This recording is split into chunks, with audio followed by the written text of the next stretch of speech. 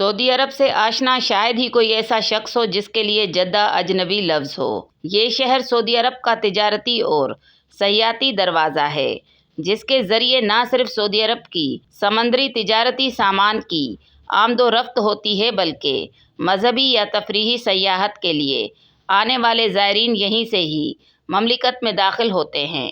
بسم اللہ الرحمن الرحیم۔ السلام علیکم دوستو، جدہ آج ایک جدید شہر کی تصویر پیش کرتا ہے اور سعودی عرب کے 21% بڑے اور چھوٹے بازار اسی شہر میں پائے جاتے ہیں، لیکن اس کے شہر کی تاریخ کافی پرانی ہے، جس کا محور جدہ کا ساحل ہے۔ شہر کی میونسپلٹی کی ویب سائٹ کے مطابق آج سے 3000 برس قبل یہاں مچھیروں کی آبادیاں تھیں، جو بعد از شہر کی شکل اختیار کر گئیں۔ وہ ساحل جہاں سے اس شہر کی بنیاد پڑی، وہاں آج جدہ اسلامک پورٹ قائم ہے، جو اپنی اہمیت اور تاریخ کے اعتبار سے مخصوص مقام رکھتی ہے۔ جدہ کی تاریخ پر گہری نظر رکھنے والے بتاتے ہیں کہ ابتدائی اسلامی دور میں سمندری راستے سے آنے والے حجاج مکہ کے جنوب میں واقع شیبہ نامی علاقے کو بطور بندرگاہ استعمال کرتے تھے۔ سن 26 ہجری میں اس بندرگاہ کو تبدیل کرنے کی ضرورت پیش آئی تو خلیفہ وقت حضرت عثمان بن عفان رضی اللہ تعالی عنہ خود جدہ تشریف لائے اور یہاں حجاج کے لیے نئی بندرگاہ کی بنیاد رکھی۔ مختلف کتب میں ذکر ہے کہ حضرت عثمان رضی اللہ تعالی عنہ نے جدہ کے سمندر کے پانی سے وضو بھی فرمایا، جو اہل جدہ کے لیے باعث سعادت اور فخر ہے۔ جدہ کے قدیم علاقے جدہ التاریخیہ میں آج بھی حضرت عثمان سے موسوم ایک قدیم مسجد قائم ہے۔ سعودی مورخ ڈاکٹر عدنان الیافی اس بندرگاہ کی تاریخ سے متعلق اپنے ایک مضمون میں لکھتے ہیں کہ حضرت عثمان رضی اللہ تعالی عنہ کے بعد جدہ کی بندرگاہ تجارتی سیاحتی آمد و رفت کا مرکز بن گئی۔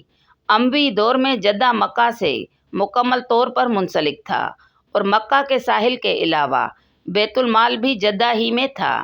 عباسی دور میں بندرگاہ کے علاوہ شہر کی آبادی بھی بڑھنے لگی اور شام اور دیگر ممالک سے تجارتی سامان کی نقل و ترسیل ہوتی رہی۔ بعد از مملکی دور میں جدہ بندرگاہ کے ذریعے پوری دنیا سے جڑ گیا اور خلیجی ممالک چین اور انڈیا سے جہاز یہاں لنگر انداز ہونے لگے۔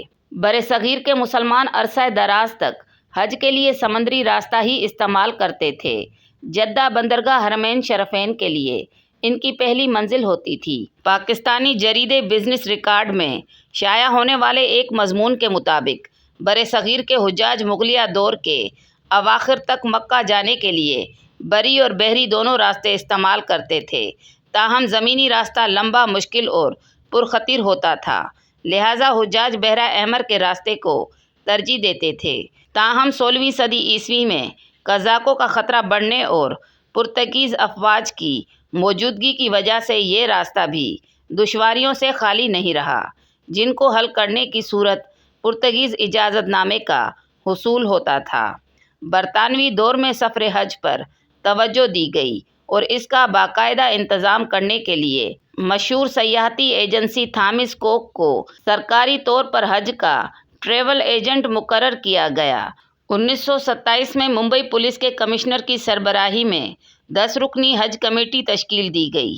چنانچہ سن 1927 میں ہندوستان سے آنے والے 36,000 حجاج میں سے 20,000 مغل لائنز کمپنی کے سمندری جہازوں میں جدہ کی بندرگاہ تک پہنچے تھے۔ قیام پاکستان کے بعد بھی یہ سلسلہ چلتا رہا۔ عرب نیوز کی ایک رپورٹ کے مطابق پاکستان سے پہلا جہاز جدہ کی بندرگاہ پر 1952 میں لنگر انداز ہوا اور حجاج کی آمد و رفت کا یہ سلسلہ آب و تاب کے ساتھ 70 کی دہائی تک چلتا رہا۔ کراچی سے تعلق رکھنے والے ایک 90 سالہ محمد رمضان نے 1947 میں سمندر کے راستے حج کا سفر کیا تھا۔ انہوں نے بتایا کہ انہوں نے بحری جہاز کا ٹکٹ 6,000 روپے میں خریدا تھا اور اس سفر کا دورانیہ 7 دن اور 7 راتیں تھیں۔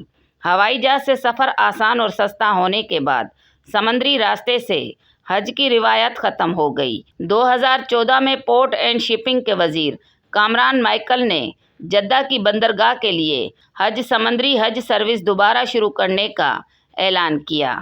بعد ازاں وفاقی وزیر علی زیدی نے بھی اس حوالے سے عزم کا اظہار کیا۔ تاہم پاکستانی سرکاری ویب سائٹ پر 2024 کے حج اعداد و شمار میں سمندری راستے سے جانے والے عازمین کا کوئی ذکر نہیں ہے۔ البتہ سوڈان اور دیگر ممالک سے آج بھی جدہ پورٹ کے ذریعے حج کے لیے حجاج آتے رہتے ہیں۔ دوستوں، آج کی ویڈیو آپ کو پسند آئے تو لائک کریں، شیئر کریں اور سبسکرائب کریں۔